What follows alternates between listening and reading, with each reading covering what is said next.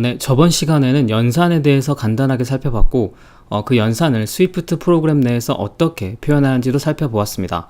오늘은 문장의 단위에서 코드를 반복 실행하는 반복문에 대해서 살펴보겠습니다. 일단 먼저 예제 5.1을 살펴보겠습니다. 예제 5.1은 삼각수를 구하는 프로그램입니다. 여기서 삼각수란 다른 게 아니라 이렇게 구슬로 이루어진 삼각형이 존재한다면 첫째 줄에는 구슬이 하나, 둘째 줄에는 구슬이 두 개, 이런 식으로 정렬되어 있는데, 이 중 임의의 n차례의 위치까지의 삼각형을 만들려면 첫 번째 줄부터 n줄까지의 위치된 구슬의 개수를 알아야 하기 때문에 첫 줄부터 n줄까지의 구슬의 개수의 총 합을 구해야 합니다. 이 구슬의 합을 삼각수라고 지칭합니다.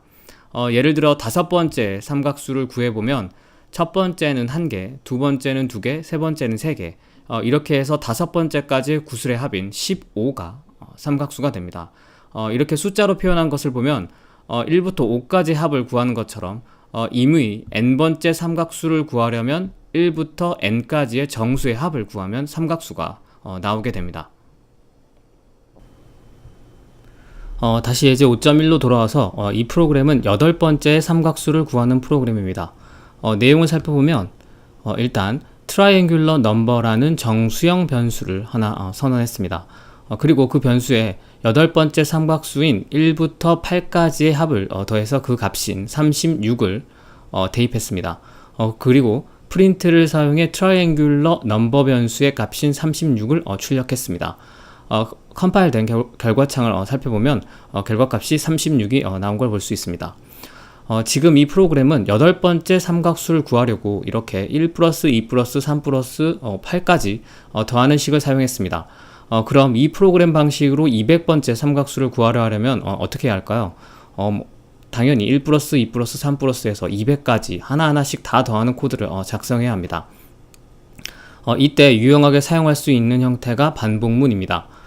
프로그램을 작성할 때 어떤 문장을 반복해야 하는 경우 직접 그 문장을 하나하나 수천 줄씩 써서 반복할 수도 있지만, 반복문을 사용해서 매우 짧은 코드를 사용하면 효율적으로 프로그래밍을 할 수 있게 됩니다. 만약 200번째 삼각수를 구해야 한다면 200번째 삼각수를 구하는 식도 1부터 200까지 더하는 식을 반복해야 하는데, 수작업으로 써넣지 않고 반복문으로 대체할 수 있게 됩니다. 이 예제 5.2를 반복문으로 대체한 예제가 예제 5.2입니다. 예제 5.2는 200번째 삼각수를 구하는 것으로서 반복문을 사용해서 그 삼각수를 구하는 프로그램입니다. 바로 이 부분이 반복문을 나타내는 코드 부분입니다. 그럼 한번 처음부터 살펴보겠습니다. 먼저 정수형 변수로 트라이앵귤러 넘버라는 이름의 변수를 선언했습니다. 그 다음 트라이앵귤러 넘버라는 변수에 0이라는 값을 대입했습니다. 여기서 새로 배울 부분이 있는데 이 부분을 초기화라고 합니다.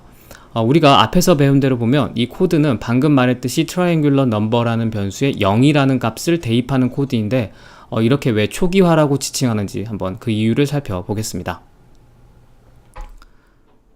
바로 앞 코드에서 트라이앵귤러 넘버라는 변수를 선언했는데, 앞에서 배운 대로 변수를 선언하면 기억 장소가 할당이 됩니다. 이렇게 처음 할당된 트라이앵귤러 넘버라는 기억 장소에 이 코드가 실행되기 전까지는 저장되어 있는 값이 어떤 것인지는 알 수가 없습니다. 왜냐하면 이 예제가 실행되기 전에 앞에 실행되었던 프로그램이 무엇을 저장시켰는지 알 수가 없기 때문입니다. 다시 설명하면 우리가 앞 시간에 기억 장소 관리 방식이라는 걸 배우면서 하나의 램을 여러 프로그램들이 동시에 사용한다고 배웠습니다. 만약 이 iTunes라는 프로그램이 이 부분을 사용해서 어떠한 값을 대입한 다음 프로그램이 종료되었다고 한번 생각해 보죠. 이때 기억 장소에 저장된 값은 새로운 값이 저장될 때까지 없어지지 않기 때문에 저장된 값은 계속 유지되어 존재하게 됩니다. 그래서 예제 5.1이 이 부분을 다시 사용하면서 트라이앵귤러 넘버라는 변수의 기억 장소로 사용했다면 이 변수에는 예전에 들어있던 값은 계속 존재하게 되고, 우리는 전에 실행되었던 프로그램이 어떤 값을 넣었는지 모르기 때문에 여전히 그 값을 모르게 됩니다. 이렇게 이전 프로그램에 의해서 마지막으로 저장된 값을 쓰레기라고 합니다. 이러한 쓰레기를 가지고 있는 기억 장소를 곧바로 수식에 사용하면 우리가 의도한 결과값을 얻지 못하게 됩니다. 예를 들어 변수 플러스 2를 해서 3이라는 결과값을 얻고 싶은데 트라이앵귤러 넘버 플러스 2라고 하면 트라이앵귤러에 들어있는 값을 모르기 때문에 의도한 3이 나오지 않고 전혀 다른 값이 나오게 됩니다. 이런 오류를 방지하기 위해 전 프로그램이 사용한 기억 장소를 다음 프로그램이 사용하기 위해서는 이 기억 장소에 의도한 값을 저장시켜야 합니다. 즉 트라이앵귤러 넘버에 1을 저장시켜 의도한 결과값인 3이 나올 수 있게 하는 겁니다. 이것을 바로 초기화라고 합니다. 이렇게 할당된 기억 장소의 값을 저장하는 방법들에는 초기화 말고도 입력, 그리고 우리가 배운 치환, 대입 등이 있습니다.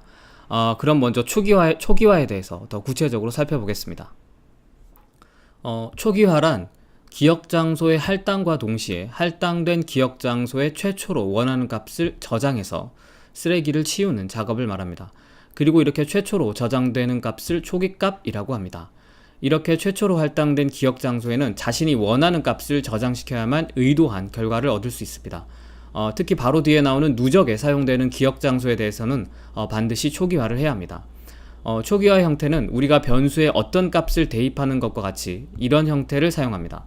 즉 변수에 어떠한 값을 입력하는데 이 입력하는 행위의 의미 부여에 따라 초기화로 볼지 대입 등으로 볼지가 결정되는 것 뿐입니다. 다음으로 입력에 대해서 살펴보겠습니다. 이 부분은 다음에 살펴볼 예제 5.4에서 나올 부분인데 지금은 간단하게 한번 설명을 해보고 예제 5.4에 가서 구체적으로 살펴보겠습니다. 입력이란 입력 장치를 통하여 입력된 데이터를 저장하는 방식입니다. 여기서 입력 장치란 간단하게 예를 들면 키보드와 같은 것을 말합니다. 키보드로 어떠한 값을 입력해서 그 값을 변수에 저장시키는 형태를 입력이라고 합니다. 그런데 입력으로 값을 저장하는 기억 장소에 대해서는 반드시 초기화할 필요가 없습니다. 그 이유는 우리가 필요로 하는 데이터를 입력받기 전에는 그 변수를 이용하지 않기 때문입니다. 사용하지 않을 변수를 초기화할 필요는 없겠죠. 즉 이렇게 필요한 데이터를 입력받은 뒤에 그 변수가 사용되고 그 입력 전에는 그 변수에 들어있는 값을 사용하지 않기 때문에 초기화할 필요가 없게 됩니다. 다음은 치환 혹은 대입입니다. 이 부분은 우리가 앞에서 계속 사용했던 것으로 상수, 변수, 그리고 구해진 값으로 기억 장소의 값을 저장하는 방식입니다. 이렇게 등호의 왼쪽 값은 변수이어야 하고 오른쪽 값은 상수, 변수, 그리고 수식으로 표현될 수 있지만 대입되는 것은 값입니다. 다음으로 치환 혹은 대입 방식 중 하나인 누적에 대해서 알아보겠습니다. 우리는 앞에서 count는 count 플러스 1의 형태의 코드를 살펴보았습니다. 그리고 이 코드가 어떻게 값이 입력되는지에 대해서도 left value와 right value라는 개념을 사용해서 알아보았습니다. 이 코드와 같은 표현을 누적이라고 하는데 그 이유는 이 코드를 계속 반복하게 되면 이 뒤에 상수만큼 계속 누적되어 count의 값이 증가되기 때문입니다. 예를 들어 만약 count 값이 0이라면 오른쪽 count는 0이 되고 거기에 1을 더한 값인 1이 왼쪽에 0인 count 값으로 대입이 되어 0은 없어지고 count는 1이 저장이 됩니다. 그리고 다시 반복하면 이제 count는 1이 되었고 1에 1을 더한 값인 2가 왼쪽 count에 대입이 되어 count는 2가 됩니다. 이렇게 계속 반복하면 count는 플러스 1씩 누적되어 계속 증가되게 됩니다. 이렇게 누적될 때 예를 든 것처럼 count의 값이 0으로 정해지지 않고 아무런 값을 정하지 않았다면 count에 들어있는 값은 이전 프로그램이 사용하던 쓰레기 값이 그대로 남아있을 겁니다. 따라서 이 쓰레기 값에 1을 누적시켜도 그 값은 여전히 우리가 의도한 값이 아니기 때문에 쓰레기일 것입니다. 따라서 우리가 의도한 누적값을 구하기 위해서는 예에서 든 것처럼 int는 count 0과 같이 count를 0으로 초기화를 하여 쓰레기 값을 없애야 합니다. 이때 초기화가 필요하게 되는 것입니다. 이렇게 누적 이렇게 누적에 사용되는 기억 장소는 초기화시켜 초기 값으로 저장시켜야만 프로그래머가 의도한 결과를 얻을 수 있습니다. 이번 시간에는 반복문을 배우기 전에 반복하기 위한 준비인 초기화에 대해서 알아봤습니다. 바로 다음에는 반복문의 형태와 왜 그런 형태를 가지고 있는지에 대해서 살펴보겠습니다.